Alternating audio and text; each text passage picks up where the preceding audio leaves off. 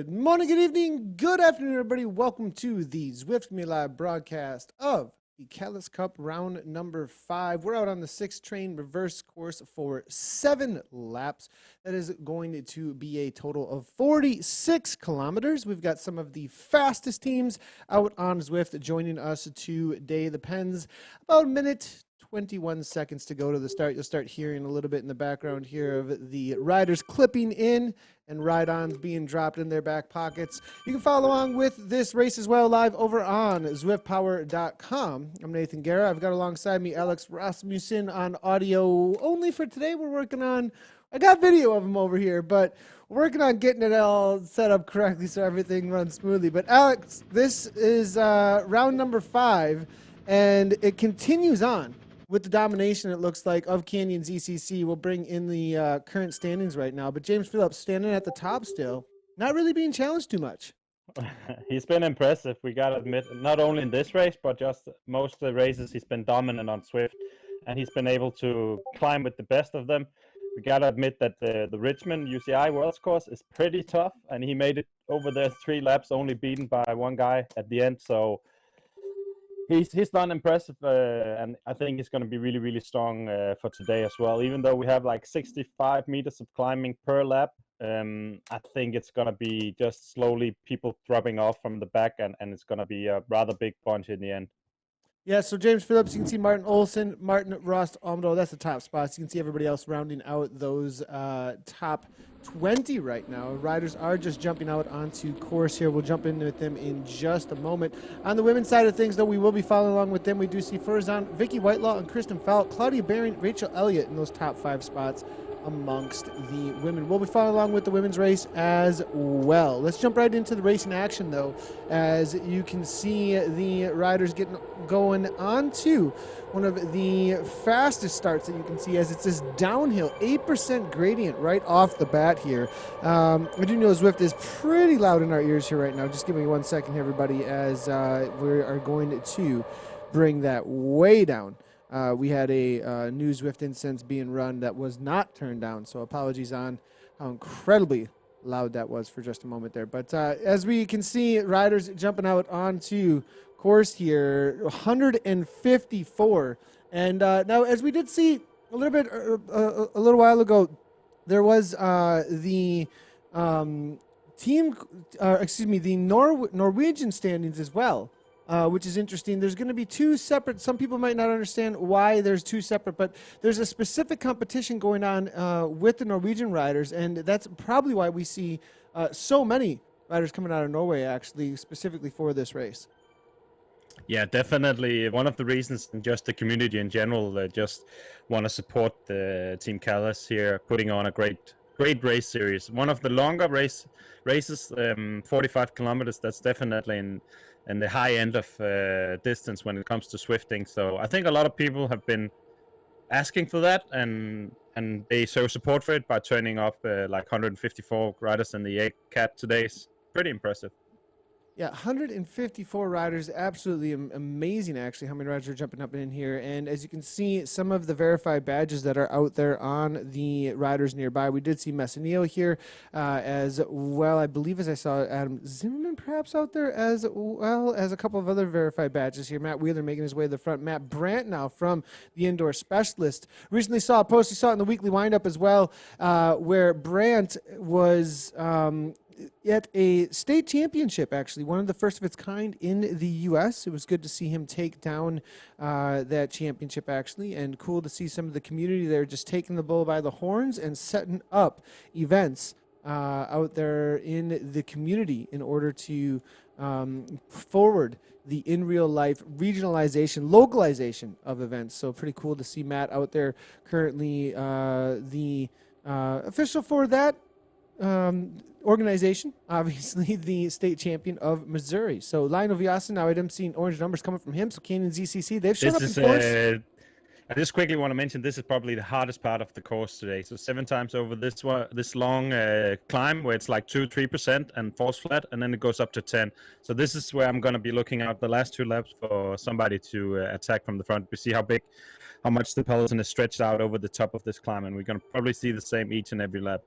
Yeah, you can see it's obviously really stretching out. We see Shy here now all the way back in 61st place. We're going to see James Phillips here all the way back in 59th. And a couple of riders going off the front a little bit. Not sure it's going to go much of anywhere, but a little bit risky here to let this go perhaps as they get toward the... A little bit of a 7% uphill gradient here. 3 riders off the front. We'll see if we can jump in with them in just a moment here. And it is going to be Killam from the KRT team shutting things right on down, but it's going to be Indoor Specialist along with Hodges and then KALAS actually off the front. This is a threat because those are 3 of the strongest teams that we have. It's getting shut down, though, very quickly by KRT, who is not involved in this break right just as of yet. Do see Team Experimental as well as the Vikings team making their way to the front there to try and shut down this break. It doesn't look like it's going to be going much of anywhere as they bring this back. So going to look toward the back of the pack when we can, but with so many riders, it'll be hard to catch the splits. As they do happen, we'll be looking to see who does fall off from these attacks, though. The women are jumping out on course. We do see 27 of them getting into the race, and we are alongside, looks like Hamilton from the BRT team here. 4.2 watts per kilogram currently coming from her as they get out onto their race. Again, super fast start. If you do not hang on, it can be over before it even started. And you can actually see a rider is suffering from exactly that. It is going to be late here from the KRT as well as Mo. And I think just a little bit of sleeping here can be a lot of trouble. And look at the speeds, 52 kilometers per hour. These riders are going to have to put in an all-out VO2 max effort here to get back on terms simply because of a little bit of attentiveness, because of how they come out of that starting gate for sure. That's probably the number one mistake you make as a new rider on Zwift is underestimating how fast you have to go out of the gate just to stay in the pack.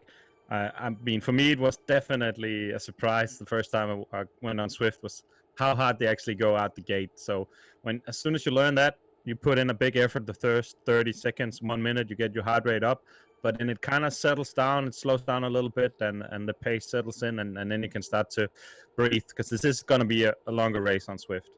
Yeah, exactly. With 7 laps, it's going to be a very long race. Now, we are seeing national champion Vicky Whitelaw most likely going to be one of the favorites out here today. But Canyon ZCC, you do see her surrounded by a few of those jerseys with the purple and pink kits. We did see Claudia Baring we were seeing. I believe Falk has jumped into the race here as well. Going to see if they can challenge. We did see a little bit of sleeping from the last time Vicky was out on course in one of the broadcasts. Was a little bit of an upset that she lost in the sprint because there was just a late go in the sprint the last time we saw her. I believe it was out on the London course. So we'll see if Vicky is on par today with those sprints. It's most likely going to come down to either, a very tight-knit breakaway situation with a few very elite riders, or it's going to stick together to a sprint situation. But with such a longer race, I think KALAS, with the way they're organizing these races, is specifically to make sure that the riders are getting tired enough that maybe something could take place where they get away. Yeah, I think there's a lot of possibilities today. Actually, we streamed this course yesterday. I streamed it on DBR along with Klaus from Danish Bike Riders, and the finish was kind of a surprise to me because there was an attack, particularly on this stretch here, with 1.2 kilometers to go, a big attack from Kiersmeyer Cycling, and it actually stayed away to the finish line. So I was kind of caught by surprise that he was actually able to get away. With 1.3 kilometers to go on this section where it's always so fast. But it could be different because the pack is so big here that they're going to chase it down. But I'm just saying there's a lot of places on this course where you don't anticipate an attack where we could see something, some action going on.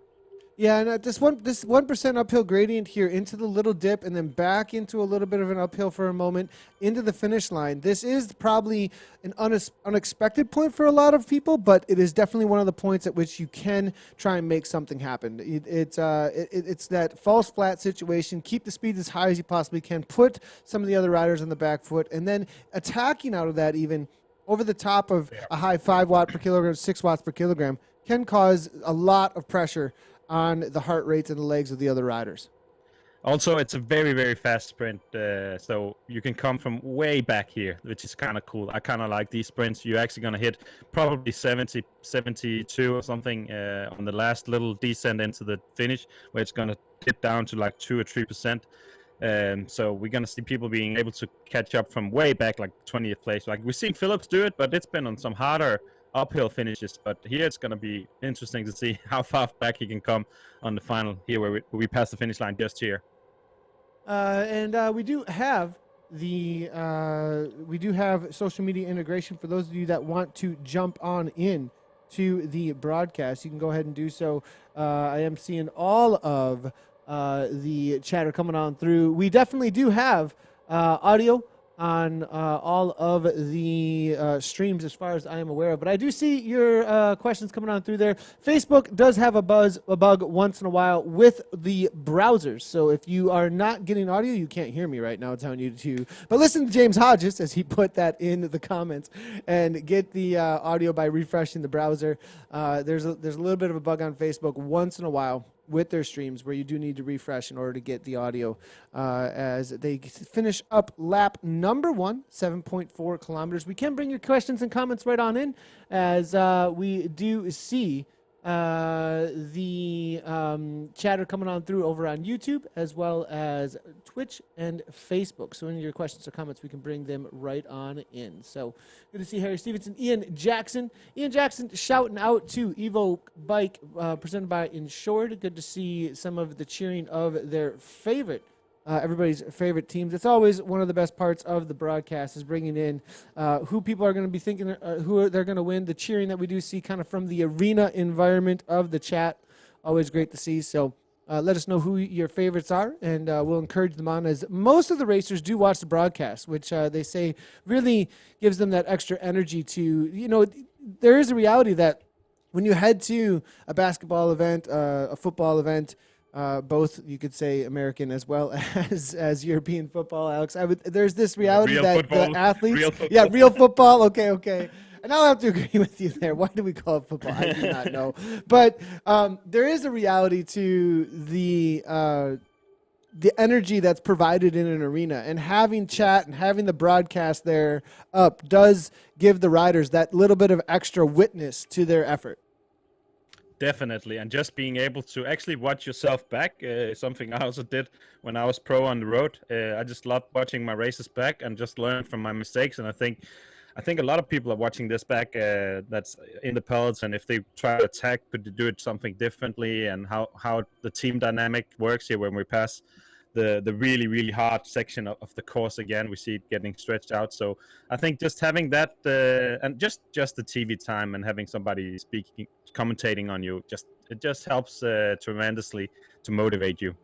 We do see a little bit of attack. You said this was going to be the section, and they're going to need that motivation right now as Morten Vang off the front here with KALAS. It looks like Holtham is there as well, trying to close things down from the KRT team. KRT team always kind of being on the front here, being the workhorses. Aaron Cole's there from the indoor specialist team now as well. Hughes now from WTRL going with 10 watts per kilogram here, maybe thinking that this is a move to go with, and it's going to stick as they hit the 6% uphill gradient. He's going to carry some speed on through. This is the way you try and make something happen through those downhills. Carry that speed over the top, kick some watts over the top here, and carry enough speed to get the gap here. And it looks like Hughes with 1 second, 2 second, Brake Bergen going with him. It looks like Boniface here, always one who is involved in the breaks and willing to give a little bit of something for that to happen. Boniface now backing off, though it is stretched out behind just a little bit. Not sure this is going to go anywhere, but it's going to test the legs. And, these early attacks like this are needed to really try and test everybody. Because if you just sit around, nothing's going to happen.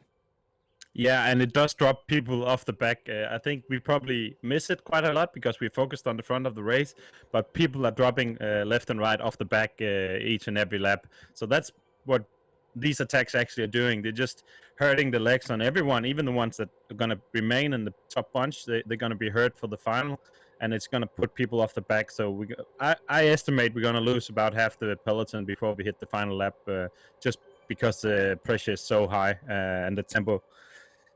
So much acceleration. There's no really flat part of this race. It's up and down. It's small hills, so in the profile it looks flat, but it's not. Trust me, it's really up and down all the time. So you have to pay attention everywhere.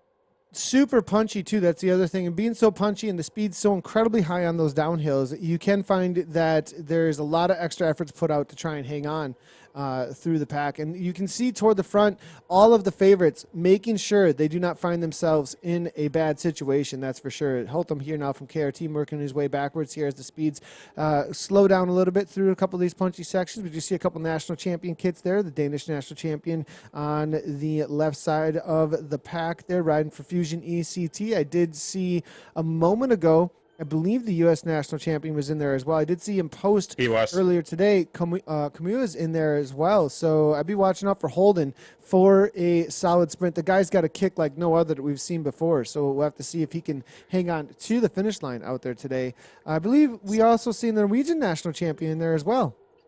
Vidar is definitely in there as well. Speaking of champions, can I just give a little shout out to the Danish track team that just became world champion? Of course, we got to just throw that in there. We're just gonna throw that. I have to. It's pretty remarkable. What country is Alex sitting in? Everyone right now. I wonder what country Alex is sitting in right now. No, they put up 3 world records in the qualifying race and the semifinals, and then in the final they put up another world record as well as they get the world championship. So I just want to give a shout out on stream. Just I mean it happened 10 minutes ago, so I just have to mention it, Nathan. You know that. Yeah, just so everybody knows, Alex showed up with a hat with his flag on, with the hat to the broadcast today. And then I was like, so what's going on? What's going on? Yeah, with the world champion flag on, and was like, Nathan, do you know what happened just a minute ago? And it was really great, actually. We're not crowning any world champions just yet today, but we might be seeing some of those who may be going for a world championship, though, out on Zwift here, speaking of world championships, because we were talking about this is world-class Zwifting. And you want to mention, what's the question you get so often about these riders and the comparisons made in real life? And you were asking me, Nathan, you're going to go race pro again this year, and I'm going to go race. And you're like, can you race with these guys? I'm like, these guys are world tour level. And then people get that confused, though, with, they're Tour de France riders. That doesn't mean they're Tour de France riders. That doesn't mean Nino Schurter's not a Tour de France rider. The guys that just won the track Worlds, are they Tour de France riders? Maybe a couple of them in sprinting, but that's a different thing, right? They're world level Zwifters is what they are. I agree. Like it does make sense what you said. You mentioned the track, but then you also have to mention Jaron Thomas, Bradley Wiggins, multiple world champion on the track. And they go on to win the Tour de France. So maybe that's what's going to happen. We're going to see one rider from Zwift win the Tour de France in 5 or 10 years. So it could. Do you go remember that way. But okay, so now we're getting into a discussion here a little bit. Sorry. Maybe a little bit of bunny trail. No, it's good. It's a great bunny trail actually to explore, though, because in Bradley Wiggins' interview, what did he have to do to get off the track and go win at the Tour de France level? I think he said he lost how many stone? It was like insane amounts of work he put in a year and a half, and said, I got to actually go ride my bike. That was his own words. I have to go ride my bike 20, 30 hours a week and lose. He had to turn himself into, now he is a genetic, top of the pyramid, obviously has the talent for it, and then put the work in to get himself to Tour de France shape, where he wouldn't just easily come back on over the track to then he's got to focus on that for the hour record or whatever it might be. There's a focus when you have that kind of talent, and I think that we see some talents here that specifically focus in on this world level of racing out on Zwift. And these are some of the best in the world by far at this specific discipline. Definitely. It takes a very specific kind of fitness and a very specific types of effort that they're working on day in and day out here to be some of the best Zwifters out there. And the question that I got the most that we were talking about, that is, if I put Peter Sagan, or I put Jaron Thomas, I put Bradley Wiggins, I put Cavendish on the trainer and race them against these guys, would they be able to win? And I actually can't tell you what would happen. I'd love to see that experiment, but I have no idea what would happen. It all depends on how much have they been Zwifting before. Do they know exactly how the drafting works, when to turn on, when to start sprinting, and how to behave on Zwift. So I think that's where the community guys have the advantage. They know Zwift in and out the race every single day, and they know the other riders as well. So they just know the dynamics on Zwift a lot better. 100%, and I think that is the main point there. And it would be a great. experiment, that's for sure. And I think it's going to be more than just an experiment in the near future, I would think. But at the same time, dipping toes in the water and checking it out and what it's like to race out on Zwift, we'll have to see. We'll have to see. We haven't seen it a whole lot. That's the thing. And we have seen a few, top end Tour de France, World Tour level jump out there. And they definitely are competitive. But we haven't seen necessarily all-out wins from them. So it does beg the question as to what is this discipline and how does it function, as we do have a lot of verification around a lot of those top-end races too. As that question comes in, is it verified? Is it a real effort? And once we start getting into it where everybody's on the same equipment and everybody's been weighed in and everything, the questions just start disappearing. You start seeing that this is a sport in and of itself, a discipline in and of itself. Berg here now, you say this is the section, though, as we get back into the racing here. Kalas, give me a little bit of effort toward the front. This is it right here. And Boniface, along with Fjallson, these are three riders that can make something happen. That's for sure. Very strong riders here. I doubt they're going to go off the front, but they just push the tempo. Look at the heart rate, 189. So these guys are going for it. And that's why I kind of want to see how many remains in the peloton. I can actually look myself. But I just think it's going to cut 10 to 20 riders off the back each and every time they put this effort on the front. Yeah, this is a great effort that we are seeing. Now, this is all of the major teams involved, though, pretty much here at this point. ODZ with Boniface, dropouts. Boniface now giving a little bit of kick. 10 watts per kilogram coming from him. Austin Feld for Evoke. Now, 2 Evoke riders actually involved. Always willing to get involved with some of the break situations. Austin Feld now 6 watts per kilogram quickly, but not going much of anywhere. The Boniface looks like he's going to be solo for a little while here. We'll see if anybody tries to come across. He's going to need a couple extra bodies, though, with that large of a pack chasing him down. 346 watts. It's a good effort here. Not sure it's going to stick. He continues on, though, at 6 watts per kilogram. Bergen, now, as you can see here, sitting in 3.8. They're calming right on down. This might be a setup situation for a couple of riders to give a go with some orange numbers. We're seeing riders starting to fall off the back here. Obviously, the pressure is incredibly high. Look at the back of this pack here. This has not been a mess around effort here. They're not really holding hands any longer. I think looking at the back is sometimes the best way to see how hard they're actually going, because when we look at the front, we were talking about it before, you see them bunching together because that's where all the strong guys are. But I'm just looking at the back. There's 96 guys, and now they're dropping even more. That's probably 90 guys left in the peloton. So people are just dropping left and right, and like I said, it's going to be probably around 50 when we hit the final lap. So it just goes to show how hard they're actually racing. So this is a great question as well as comment here coming in from Reese Howell. I've never heard Nathan bring up on stream. He's talking of DQs, and I will address that as best as I possibly can. The reason being is that I am not the race organizer. I am here to make coverage. I can say what happens, and yes, there might have been some DQs, but we are not here to single out riders. That is the job of race organizers and not broadcasters. Broadcasters are here simply to, like a good news editor, bring whatever is and has happened, but in the middle of a race, I might see a cone happen. I might see something happen in the middle of a race that I might have a personal opinion about, but if my opinion cannot be verified, I probably shouldn't say anything about it. And so I want to make sure that what is being relayed in the news is not fake news. I want to make sure that whatever we are bringing to the table here is as verified as we possibly can. And then at the same time, we're not here to single or shame anybody. We're simply here to say, well, this was the rule that was applied, and we are going to allow the race organizers and the community to do what they will with it, and that we just keep everything kind of upright and in a celebratory manner here, because that's what we're here for. Is we're watching racing because it's entertaining, and it's here for something for us to celebrate and to be positive as positive we possibly can, while at the same time saying, hey, this is stuff we just don't really want here. Yes, nobody wants DQs, nobody wants cheating, nobody wants any of that stuff, and we just kind of say, hey, that's for another space over there, not for the broadcast. So I hope that clears things up for everybody on why we do not cover those things, or at least put major focus on them. But as a broadcaster, you can also only focus on what you're seeing on screen. I mean, I also get this question quite a lot, and I just respond that you're like the Tour de France. You can only respond to what you're actually watching on screen. And if somebody gets caught for doping after the race, after the fact, and they change the result, it's not going to affect the way that the announcers broadcast and commentate during the race. So you can only actually react to what you're watching on screen.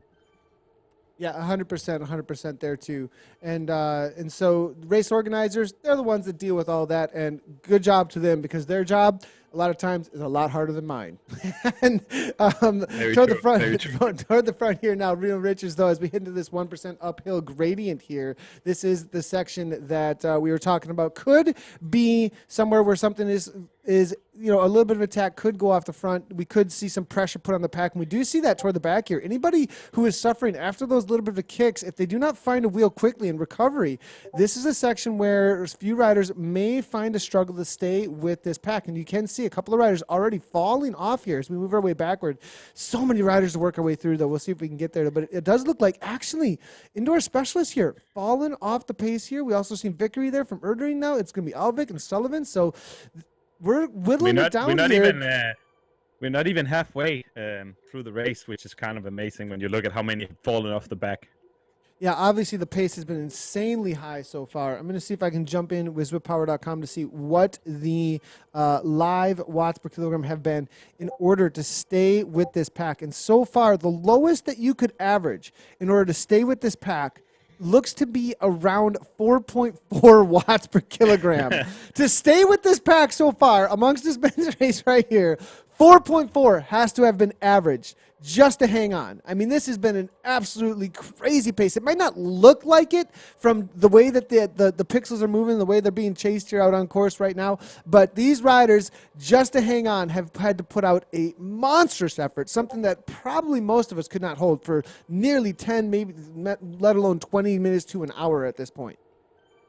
Yeah, it's actually, that's the hardest thing, is actually to have to communicate how hard these guys are going at home in the garage or sitting on their trainer. And that's why I try to focus a lot on the back of the peloton, because that's when people are dropping off, it's hard. There's no other way around it. So I just try to look at that, and I look a lot at the heart rate, and then of course watts per kilo is the main focus. But when you see the heart rates in the 190s in the middle of a race, like that's normally what you put out in the final sprint. So it just goes to show again how fast they're going. They're going to hit this long climb again.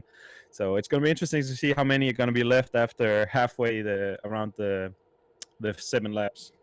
Real quick, just jumping in with the ladies here. We lost our feed for just a moment. That's why we were not covering them for a moment, everybody. But we're back in with them. And it does look like we have Britt Mason, actually, the winner of the Cyclops live national championship, actually, America's championship a few years back in Long Beach. So Britt Mason, she has got quite a sprint on her, riding for that Wahoo Esports team. I'd be watching out for her in the final kick if this stays together. Kind of holding hands here, it looks like a little bit in this women's race. Jennifer Riel, though, pushing the pace here, 5.0 watts per kilogram coming from her as they head into one of the tougher parts out on course. 10% uphill grading, as you can see.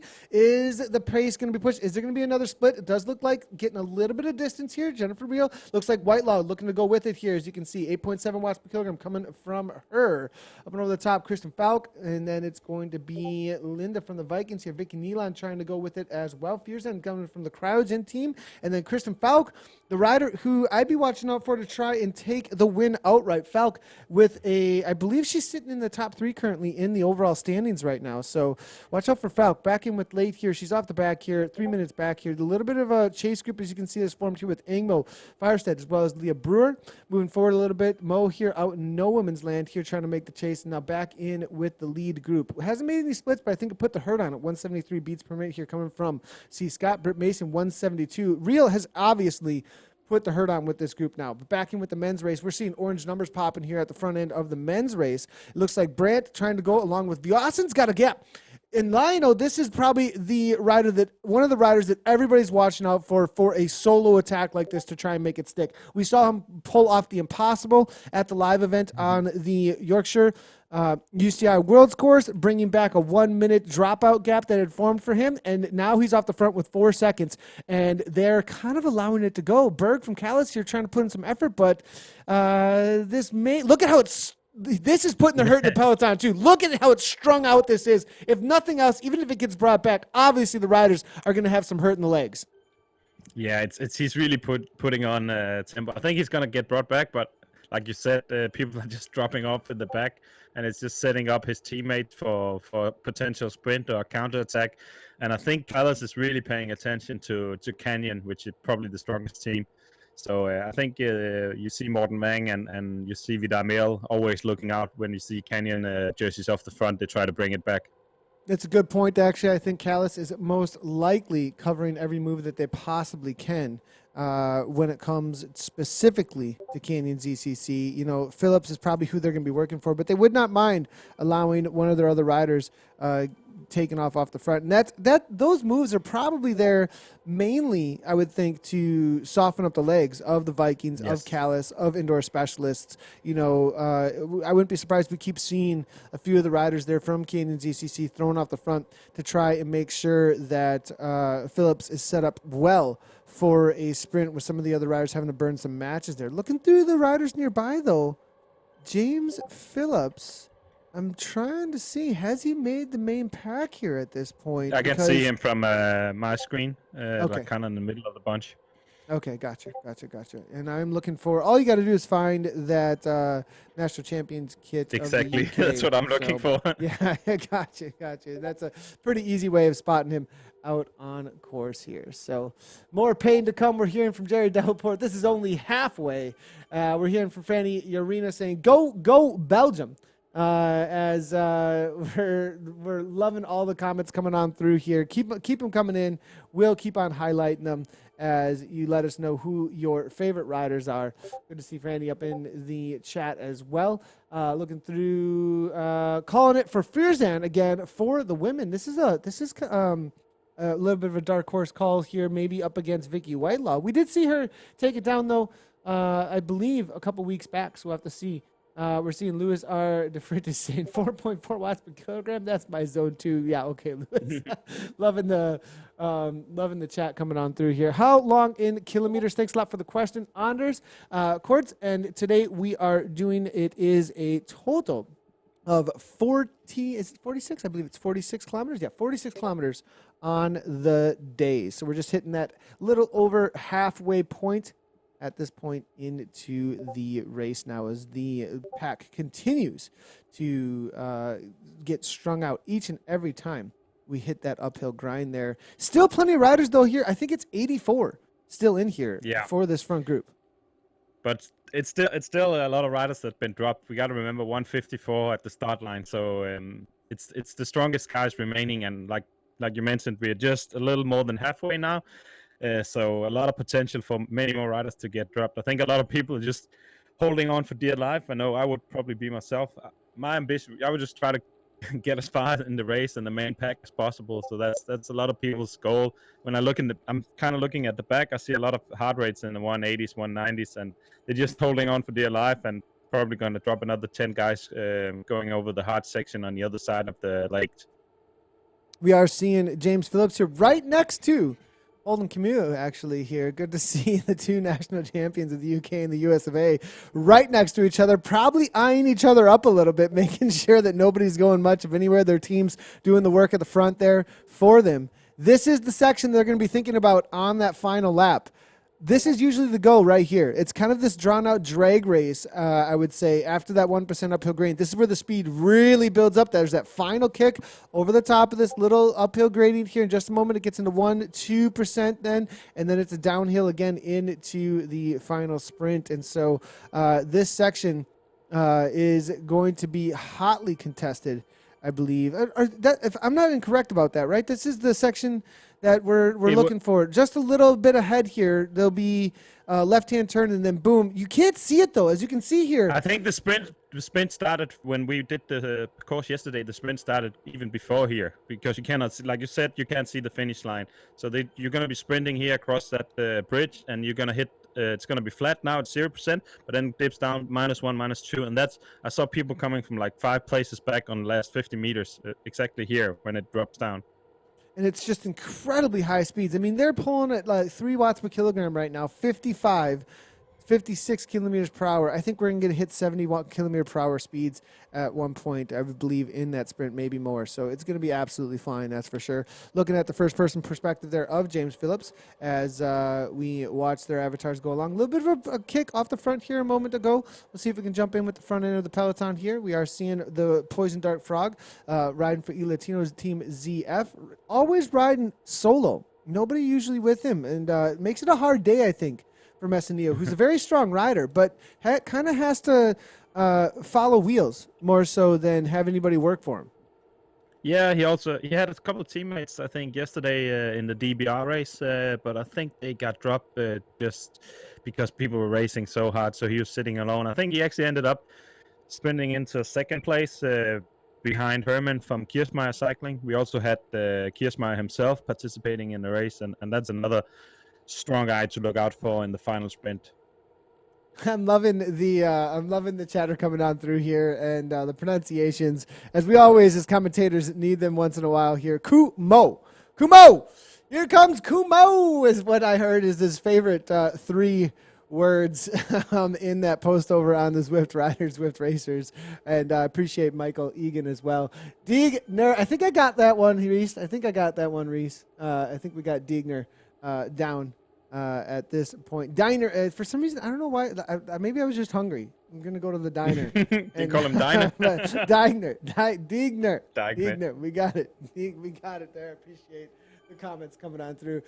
Senio is the fave of mine. We're hearing from Kitten as well.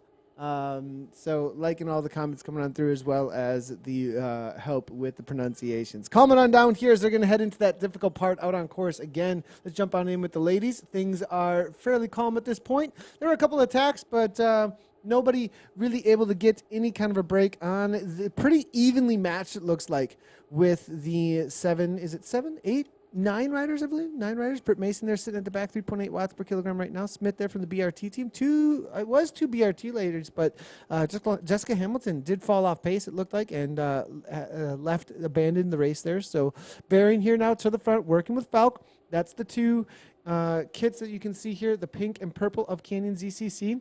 We do see 2 fearless riders in here, so that's going to be...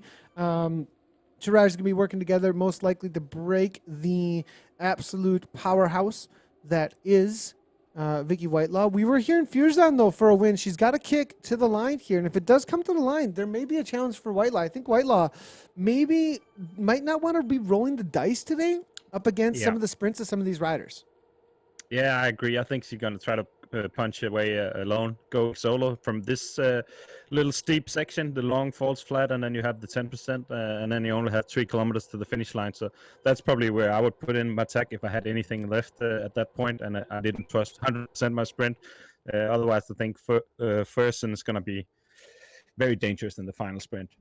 We are seeing a breakaway situation here, though, in the men's race here. Let's jump back in with them as we got into that specific section of the course here in just a moment here. Luke here, G, from the Frente Bicycles out of Canada. And I believe French-Canadian hammering off the front here, 29.3 in. So we've got about 17K. It's a brave move. Bergen here, bringing things back, steady 5.7. Now 6 watts per kilogram coming out of the Netherlands here. Oostra is going along with it here as well. So 2 of the Dutch riders here maybe working together and communicating, actually, to try and stay involved at the front end of this race. Killam from the KRT team now coming on through with that verified badge. Canadian rider here not allowing his fellow countrymen to go much of anywhere. Still 3 seconds. Could see somebody go across there and start working together with him. That's what's going to need to happen if this is going to be a reality, though, as otherwise the pack is just going to roll right on up. As you said, we have split the pack in half, though. These little efforts, though, that's the thing. If he does not have anybody go and counter along with him, and being a solo rider like this without any of the teams, he's not a threat, right? He's not to any of the major teams out there. He's not a threat. So the Vikings, KALAS, Danish bike riders, none of these teams, Canyon ZCC, they're like, well, he's not with the other teams, so it's probably not going to go anywhere. We'll allow the group to come to bring this back. But if we see 3 or 4 teams go, that's when the pack really splits up, because everybody starts getting a little bit worried and starts pushing those paces. Yeah, I'm going to say it's pretty much impossible to go solo here. But you need like 1 or 2 guys at least, so you can just get that draft once in a while, and then I can start to take that breakaway seriously.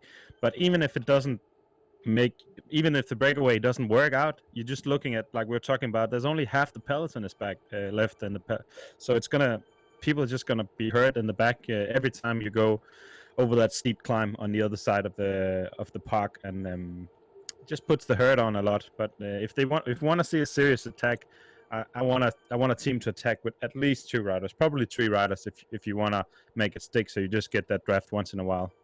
We are seeing push now into, this is the false flat situation right now. So we go over those two little bumps, and then we're back into the steady false flat. You can see in the upper right-hand corner here, you can also see, always see that course profile. You can see just in the upper right there, it's just a steady grind for quite a long time. I think it's at least a kilometer or more This was exactly here. the point the attack happened yesterday on the final lap. Just want to mention that. Just this 5%, that's where he went, Herman from Giersmeyer Cycling, and he just took 10 seconds out of the peloton, and he stuck it all the way to the finish line. We are seeing just the exact kind of thing happening here. Look at how spread out this is. Far up here from the Vikings here. Hodges to the front here. Hughes, though, that's the driver. And it looks like Matt Brandt here from Indoor Specialist is going along with him as well. Anytime IS involved, there could be a serious breakaway situation happening. Some of the strongest riders out on Zwift are part of that Indoor Specialist team. Holt there looking to go across. Lou coming out of South Africa. Hodges from Evoke here. And will this continue on, though? Now into a 0%. And it's going to bring that speed back up with the peloton. Now coming over the top, it's going to be Lou coming out of South Africa. Brandt now looking to follow it up. 4.1 coming from him. 189, 188. This, wow. You can see how incredible this suffering is now at this point. Olsen here. It is. It's going. This might stick here. Olsen, this, I believe, is second place overall right now in the standings. Let me just double check here real quickly. And according to the current standings, it is Martin Olsen here is second place overall. Amdo there from KALAS, they're sitting in third. Gavin Dempster from Draft. Brett Boniface from the dropouts there in fifth currently. So, but the overall leader, Phillips, trusting that his team is going to bring things back. Canyon's ECC sitting back, staying confident, and knowing that this is most likely going to come back. But they've got one rider involved. It's going to be Diegner here, coming from Canyon now, still in the pack now, covering things as best as he possibly can. At the front, though, it is going to be Mail, the Norwegian national champion, pushing things along. Vikings are going along with it here, and the pack is trying to bring this back. It looks like it's going to get shut down, but not without some damage being done to the legs, I do not think. You know, I think that, look at this still. Riders scrambling to find a wheel here. Go Live from the Vikings, maybe in a little bit of hurt here. Actually, we're seeing Kumo here now, the U.S. national champion. He might have been in a world of hurt there for a moment, or maybe not a world of hurt, but just having to trust. There's those jitters that kind of get in the legs. Like, can I trust this? Will this be brought back? He did have one of his riders, though, in the breakaway. Matt Brandt was in there, so perhaps allowing the things to get away because one of his teammates might be able to take the win. Yeah, and now they only have 1 kilometer to hit the other climb on the east side of Central Park, so there's not a lot of time to recover. So I think even though it didn't actually cause the pelotons to split, there's going to be a huge opportunity to break it up going over the other climb on the other side of the park. We'll have to wait and see if there's any interest to make something happen, because there is a reality that this now is an opportunity going into these little bit of climbs, going into each one of these punchy sections. Any kind of counter at this point could completely split the peloton here. People are going to be looking for a good position right now, because if you find yourself halfway back or more, you could find yourself in the middle of the split here. We do see a lot of the Vikings here making the ways to the front here. A lot of Norwegian flags actually at the front end of the pack here. Things calming down. 156 beats per minute here currently coming from the Dutch Racing. Filippo here. Matt Brandt here has his heart rate backed off. 181 only dropped about 10 beats. So obviously the pace still high enough to keep that heart rate way up there. Turn the fans on. Where's the AC? Open a window, because that heart rate is skyrocketing still. Yeah, and now we only have the 2.5 laps left. So this is really where the finalists start to ensure. And I do believe that somebody's going to try to attack the second last time. Not this time, but the next time over this climb. It's going to be a big opportunity to do something. Otherwise, if you wait for the final lap, I think everybody's paying attention. I think everybody's going to shut it down. ETA to the finish, as Alex said, 2.5 laps to go. We are looking at 55 minutes for the finish, approximate finish time. So we're looking at about 13 minutes or so to the finish. That's about how long it'll take them to finish up these 2.5 laps. Berg here now on the front, 6.1 per kilogram. Steady effort. Just kind of not rolling at 6.5. I mean, this is a serious effort here, but it's not orange numbers, though. It's not an orange numbers kick, though. It's kind of this like, okay, what can I hold steady on the front here? There'll probably be some kicks now as they hit into this 4%. Now it's going to get into the really push into that 10% gradient here, the steepest part out on course right now. Low now trying to go Brandt is still to the front here, up in those 180s, probably most likely still. Here comes Olsen here from Team Sweden now. 170 beats per minute coming from him. Talbot now, 9 watts per kilogram. Richards now looking to go across. It looks like, will the break start to happen now at this point? Olsen continues on. Berg is with it. Hodge is now into orange numbers, as you can see here. Brandt moving backwards now. Maybe a little bit too much. The splits are starting here. A couple of riders starting to go here. Digner there going along with Berg. Boniface now still involved. And Berg still has a kick there. Lowe is kicking now here. 500 watts, though. Negative 3% gradient. The speed's picking up the pack. Most likely going to bring things back. Not enough wiggle room to work with. The meters just weren't opened up enough, I do not believe, in order to really get any kind of break. Is this second kick, though? 4%, 5%, 6% now, as you can see. And they're going to need a second kick over the top, and Boniface is doing just that. 8 watts per kilogram. Avatars are not even standing up, though. These efforts, obviously, are extremely hard at this point. They might be standing up at home. That's why I think sometimes they need to change the avatar to actually go out of the seat at maybe 7 watts per kilo and maybe put orange numbers on 7 watts per kilo. But because I actually do believe that if you go 6-7 watts, you're actually putting in an effort. Maybe it's not an all-out sprint, but you're actually putting the hurt on. I'm just looking at the back. I see at least 10 to 20 riders getting dropped at this very moment.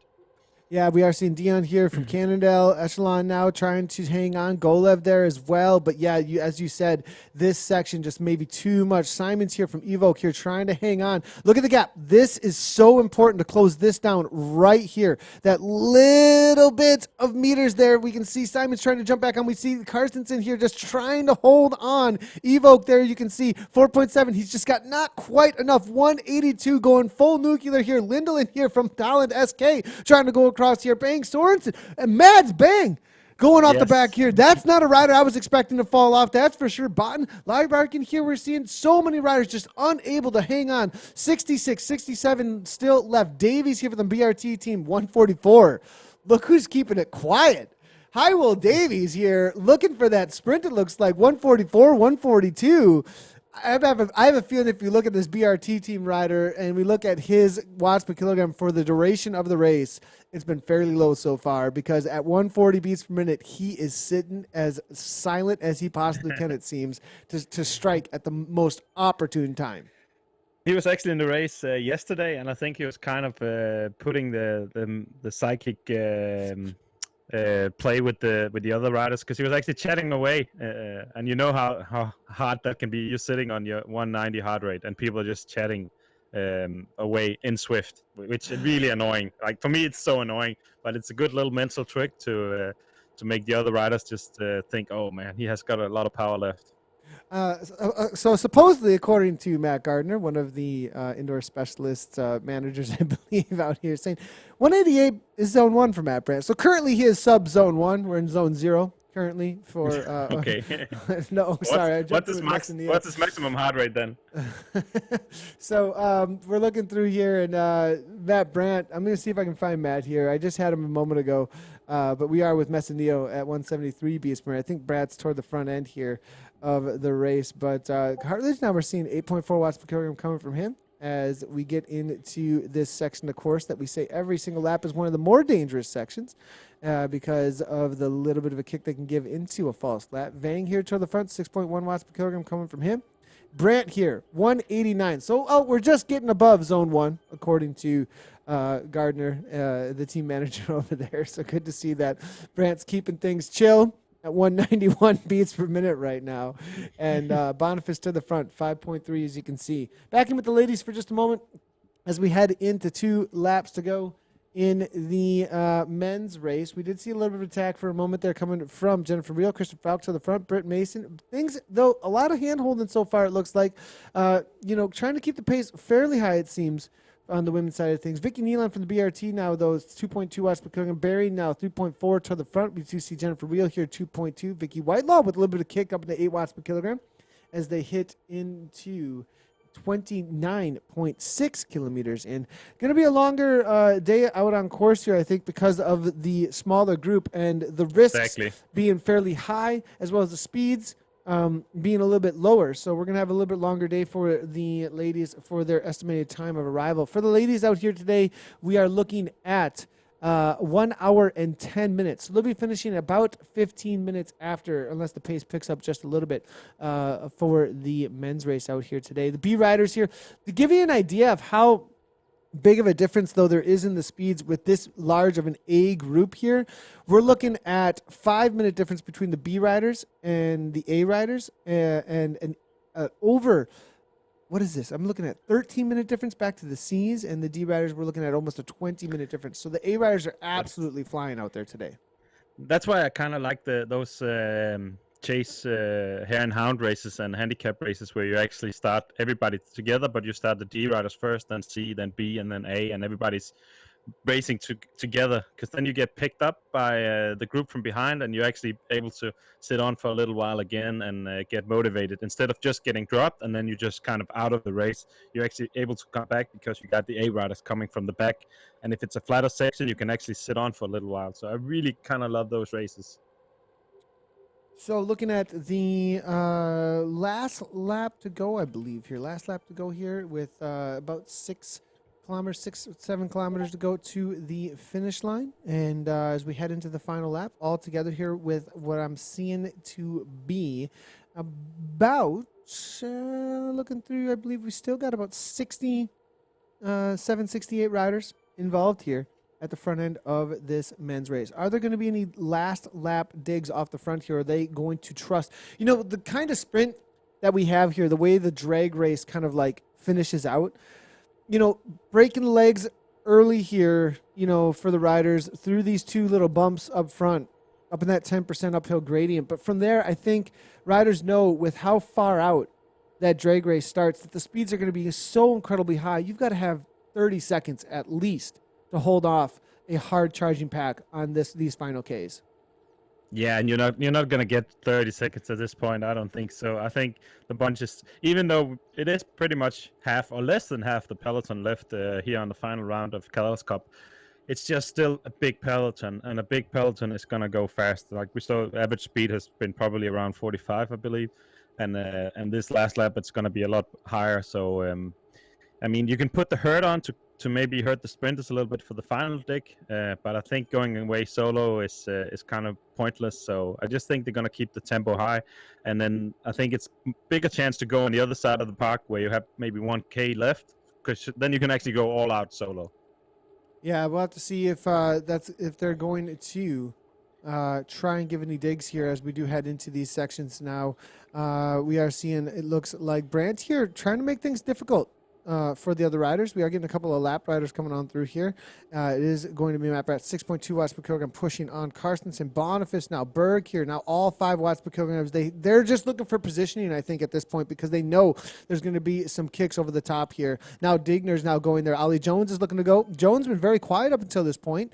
It looks like Haute, Fladby here now. Olsen here, second place overall in the series. Where is James Phillips? Trusting his teammates, it looks like, now toward the back, I believe, of this peloton still. Probably sitting about top 30 still at this point, halfway point. And now it's going to be Boniface, ODZ, dropouts, 5-6. But at the front, DBR. A little bit of kick and then backing off to 1.4. Yeah. Interesting to see. Everybody not wanting to waste too much of an effort, just making sure they're not out of position as we head into the last 5K.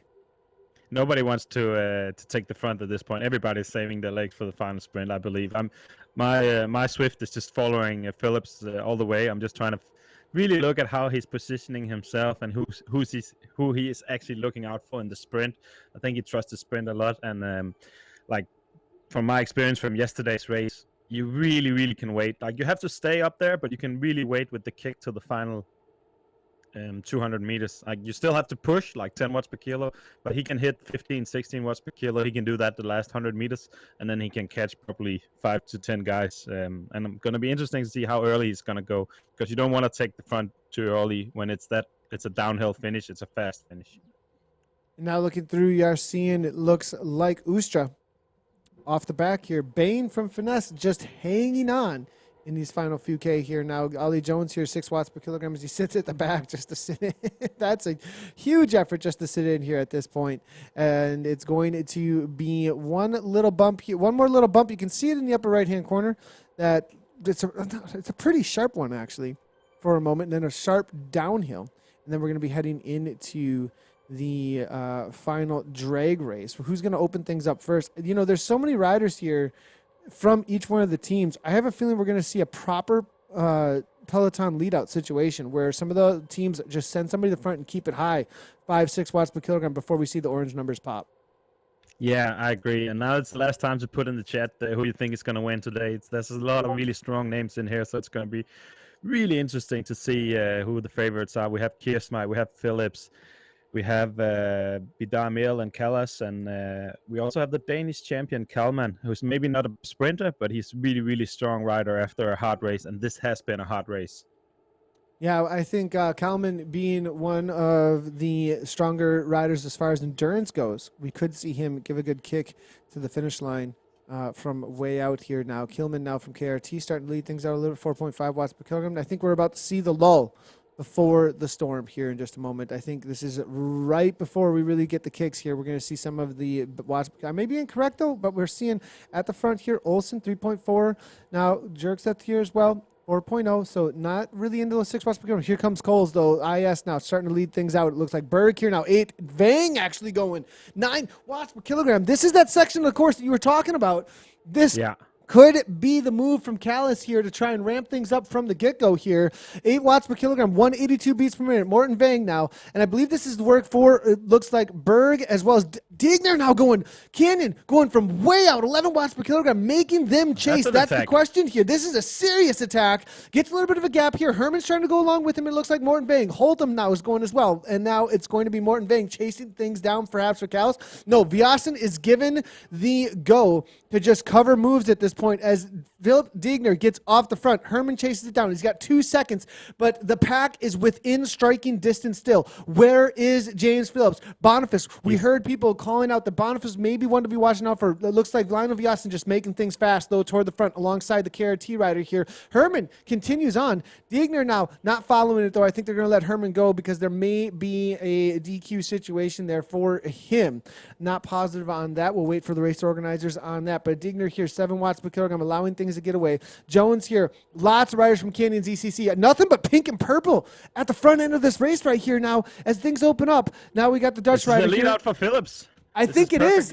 Yeah, Phillips is in the perfect position. It's exactly what it is. Here's James Phillips here, waiting for the moment to pounce, allowing Boniface, allowing Olsen to push the pace here toward the front. Where's James Phillips? Is he going to go 10 watts per kilogram here now for a moment here? 187 beats per minute. Look at how things open up. So many Canyon riders at the front here. Now comes Jeldins now. We're following Ollie Jones. We're following Phillips. Will they be able to hold on to the line, or is it going to be an upset here? Here comes James Phillips, though. 15 watts per kilogram. It's from way out here. I think he's got it here. This is the first person perspective for Phillips here. Will he hang on to the line here? Nobody seems to be going with him here. Where's the rest of the field? Nobody is there. Phillips is just walking away with this one. Wow. James Phillips gets the kick to the line, but there's one rider coming on like a freight train, but he holds on.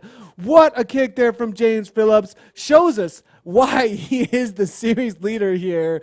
What an amazing attack. And Canyon's ECC, that was pretty amazing the way that they set that up, actually. That seemed like a proper lead out. I mean, that was like a well-oiled machine setting that up. 3-4 riders here. Let's take a look at that real quick again as we do have a replay here. And there's Phillips with the perspective from him. But I'm going to actually see if I can move this backwards a little bit more. And it's a long race, so I'm not sure I can grab the totality of it here. I'll see if I can move it back just a little bit more. I think it's going to stop, though, at where the recording is specifically for this. And, yeah, it'll stop right there. So we'll jump. I'm going to jump back in with that replay here in just a second as here we go. This is the situation. Gave it a go. 15 watts per kilogram to get that kick. What an amazing kick there coming from Phillips. And we saw a couple of riders trying to come over the top, but look at how far the gap is already. 3 seconds from that lead out. Look, Young and Vyasen, all of them still trying to hold on, but they just put the proper lead out, like you said there. Jeldins from the Vikings, they're trying to come across. It looks like he may have nipped second at the line, but Phillips got the gap there, perfectly timed. Exactly, because it's really, really fast sprint, and like you see it's dipping to -4 when you hit the finish line. So you actually get that almost for free. So that's why you can kick really early. We saw Canyon take responsibility with the lead out, which I love to see that teamwork. At the 500-meter mark, they just put everybody in the front, and then we saw Phillips. He was just looking who's going to kick. We saw a guy from the Vikings do the first kick, and then he just followed him, and he went over the top, and then he stayed away to the finish line.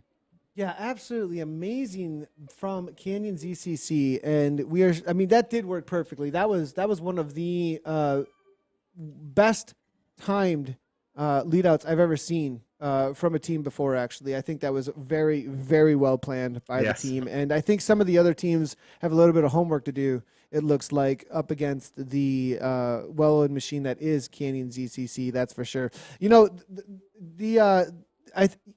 It seemed that that was almost practiced from the way that was let out there, or just really familiar with the course. But very well done there from James Phillips and the rest of Canyon ZCC. We'll bring in the results here in just a moment. As we do get those loaded up, we are seeing there was an attack there for a moment from Vicky Whitelaw and Claudia Bering in the women's race at the front end, but it's all back together here. There was a call out there, though, earlier for Fierzine there, but not going to be happening as she is off the back here for the Cryogen team, actually. So solo effort here, 9th place right now. Still have Kristen Falk alongside Claudia Bering from Canyon ZCC. We'll see if they can double up the results here today.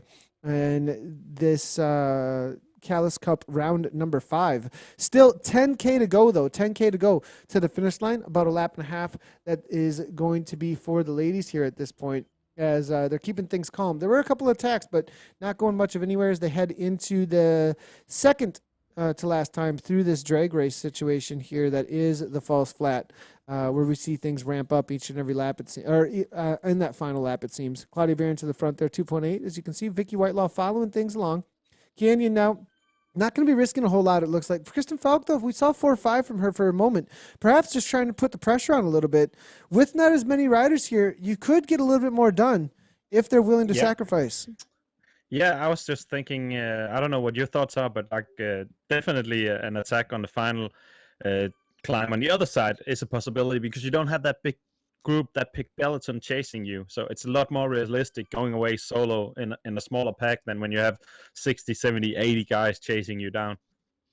Yeah, and as you can see, they are, it looks like, trying to give it a little bit of a go here. Vicky's going now 3.6 over the top here. Longer race, so I think the wattage is going to be a little bit lower than usual.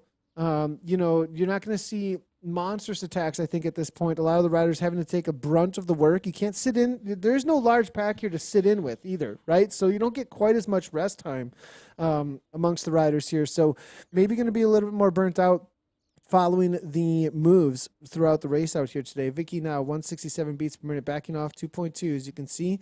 And you kind of see this rotation of, like, I want to call it like a rotation of angst amongst the what's going to happen? Oh, nope, nothing's happened. What? Oh, nothing's happened. Okay. Or then, like, they move their way forward, and is this a move? No, it's not a move. And you constantly have these little punches to say, okay, is anybody going anywhere? They're definitely not working together, that's for sure, because when you see watts this low, everyone's just waiting for somebody to go. Everybody's kind of like on edge about who's going to do what.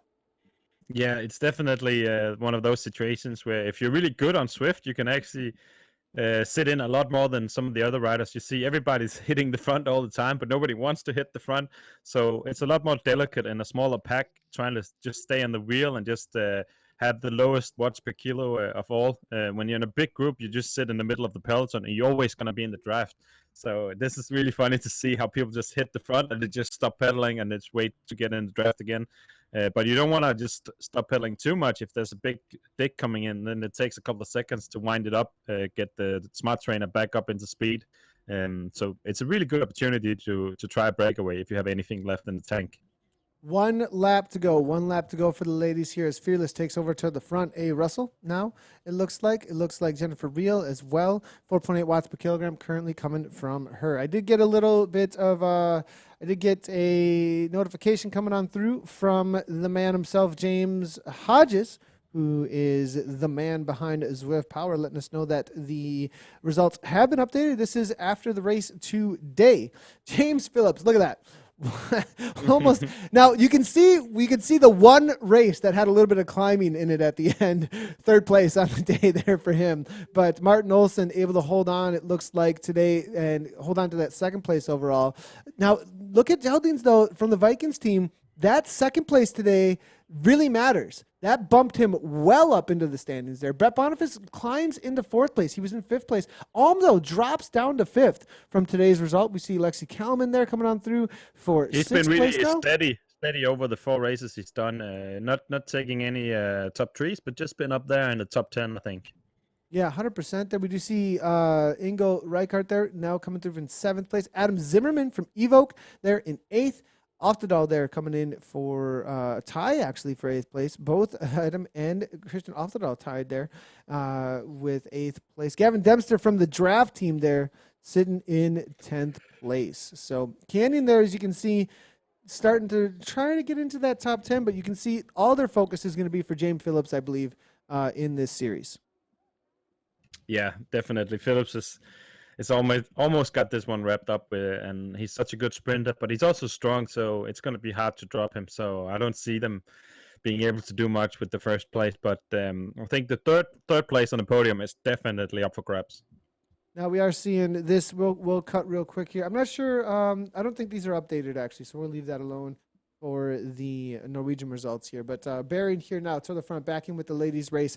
We've got 6K to go. 6K to go to the finish line in this race. Are we going to see any attacks? Are we going to have a lot of hand-holding here? I think it's going to be all about the results. That's what they're looking for here. It's not going to be about TV time at this point. Nobody's going to be doing it for pride. They're going to be doing it for the finish line. So, anything at this point is going to be a serious effort here. And Fearless with 2 riders in the pack here is doing just that. We saw Russell here kicking into 7 watts per kilogram for just a moment. Backs off, though. Instigates something here. Here comes Baring. Now 2.3. Backs off, though. Nobody really willing to give full on here at this point. Jennifer Rio giving a go here. 4.1 watts per kilogram currently coming from her, as we are seeing Mason now 3.6 watts per kilogram coming from Mason now as we get into this 10% uphill grade. We're getting a little bit of a that's on my end, So everybody, just so you know. Now here goes Whitelaw. Vicky Whitelaw. This is the rider we That's talked what we were about. talking about. Exactly. And this is what she has to do, though. I think, she's got a good sprint, but up against Nealon, Falcus had a solid sprint recently. Jennifer Reel's got a good kick to the line. I don't think she wants to risk it. She wants to get away with 1 or 2 riders without a large pack to chase them down. It's going to bring the odds a lot higher on that dice roll of a sprint. Yeah, she definitely put the hurt on. So even if they get brought back, it's going to be really interesting for the final sprint. So I think it's a really clever move, and she got 2 riders to follow her. They just have to work together, because this could definitely stick if they just go all out from now on until the finish line. Yeah, and we do see whether or not they want to work for each other, though, is going to be the question. Bearings off the back now, as you can see, 4.2 watts per kilogram coming from her. Her and Jennifer Reel. Fearless, with that initial attack, actually put themselves out of the race, though, it looked like, because Russell did not have enough to stay with it here. Fearless with Jennifer Reel was not able to go with Bearing, maybe trusting Bearing a little bit too much to close things down. And now Jennifer Reel is stuck with Claudia Bearing, who's not going to chase her teammate down at this point, as her teammate's gone with Vicky Whitelaw and Nealon off the front here. BRT Heino, along with Canyon, now is the lead situation. Here they are, the 3 racers. They've got 8 seconds. This is not coming back, because Jennifer Reel has to do all the work at this point. It's actually a solo rider up against 3 is the reality up the road. Yeah, I definitely agree. They're not coming back. It's just a matter of who's going to win the sprint now, the top 3 ladies, and if they're going to wait for like we said, this is a very different dynamic of a sprint than when a group of 50s come into like hitting 60, 70 Ks an hour. It's going to be a lot more the cat and mouse, just looking out for each other. Who's going to do the first kick? Who's going to put out the first orange numbers? So I'm going to look out for the orange kick coming up that small incline on the other side, and then it's just going to be all about the sprint. Yeah, it's going to be a right turn here for a moment. They're going to take a little bit of a turnaround here for just a moment, and then as they do take a right-hand turn, you're going to have that final opportunity with that 5, 6, 7% gradient and then into the false flat. I have a feeling we will see an attack into that section, though, as Kristen Falk makes her way to the front. 2.2, though, I think she's just looking for reprieve, actually, as she gives little kicks here and there, trying to bring that heart rate back down before they hit that uphill grind, though. Here we go now. 5, 6, 7, 6 watts per kilogram here coming from the riders. Vicky Nealon now, Kristen Falk, all together still. Looks like Whitelaw trying to hang on. 4.6 watts per kilogram coming from her. And it looks like now on the front, it's going to be Falk. No, excuse me. It's going to, yeah, Falk. Again, 4.8 here currently coming from her as 162 beats per minute now. And a little bit of a downhill here. You can see off in the distance, though, there is there's a little bit of a climb you're talking about. Who's going to give it a go? Let's hear some predictions for the win here. We got 3 riders. Got 1 and 3 to make it happen here. Let's hear from chat. Let's hear from Alex. Alex, what do you think is going to happen? Yep, I got to go for Whitelaw. I got to go for Team Heino as well. I love that team. They've been really, really impressive on Tour de Zwift. So that's going to be my pick for today, that she's going to win it in a sprint of 3 ladies. You know, and I think it's a great, I mean, it's obviously one of the favorites. She usually is not beat in a sprint. We did see her beat, though, a couple weeks back. And I think Falk, you know, being a Norwegian rider, KALAS Cup, you know, there's a big push here specifically for this racing series, and coming halfway through here, I think she wants to grab some points. I'm gonna be a shout out to Kristen Falk for Canyon. I think Canyon's gonna double up here. We'll have to wait and see. Vicky Nealon, though, obviously not one to be counted out. We're hearing some BRT cheering coming on through here as well. We're hearing Nealon there from Eppinson there as well, and Aaron saying I have no idea. I think as well. So I mean, this is a pretty. I mean, these are some pretty high end racers here. Vicky, I think, being the strongest in the TT, but we'll see. I think Falk's been working on that sprint here, and Canyon obviously showing that they've been doing their homework on this course. And like we talked about before, it's really, really fast sprint. Like the final 50 or 100 meters, it just dips down from 0% to -4. So it's just going to be incredibly fast. So I would just punch it really, really early. And the other thing we talked about, you can't see the finish line. You can't see the final banner. So you're going to kick just based on how the remaining distance, and instead of just being able to see the actual finish line, which is more the natural way where you sprint. And I think Falk, maybe, I'm not sure she's going to have the favored in that kind of a sprint. I think maybe being a little smaller rider than the other ladies out here. We'll have to see if she does have that sprint to the line, though. We are seeing as we round the corner here, it's going to be a late sprint, actually, as there's going to be a left-hand turn in just a moment here. A little bit of an uphill grind for just a second. Very little bump, though, and then back down. And you can't really see the finish line here. They're leaving it fairly late compared to the men's race, obviously, but there's only 3 riders in here. Whoever goes first, a lot of times is just the rider who gets jumped on for the wheel. They have to get a big gap, so it's got to be a huge kick. Look at Vicky backing off to 0.6. Nothing. Canyon Falk here now, 0 watts per kilogram. Nobody wants the front. Nobody wants to kick at all. Nobody wants to be the lead-out train. The finish is around the corner. I can almost see the finish banner up in the left-hand side here in just a moment. It's just one corner to go. It's within about 400 meters at this point. Nobody's going. Yeah. Falk backing off. Whitelaw waiting. I think the pounce is about to happen any second here. Falk's now waiting as well. Whoever goes first, I think at this point is going to have it. This is downhill. There goes Falk. 11 watts per kilogram. I think she's going to catch him out. I think she's done it. Falk has done it. It looks like Whitelaw's got 14 watts per kilogram, but I think it's too little too late. She's got to hold on all the way to the line. Kristen Falk holds off, and Canyon ZCC doubles up. Whitelaw, it looks like, caught out at the line, and most likely banging her handlebars at this time because she had more watts per kilogram, but she didn't go first. It was too much of a waiting game, and I think it had to do with the reality of that, as you said, the left-hand turn. That left-hand turn there made it so that the riders second-guessing what they were up to.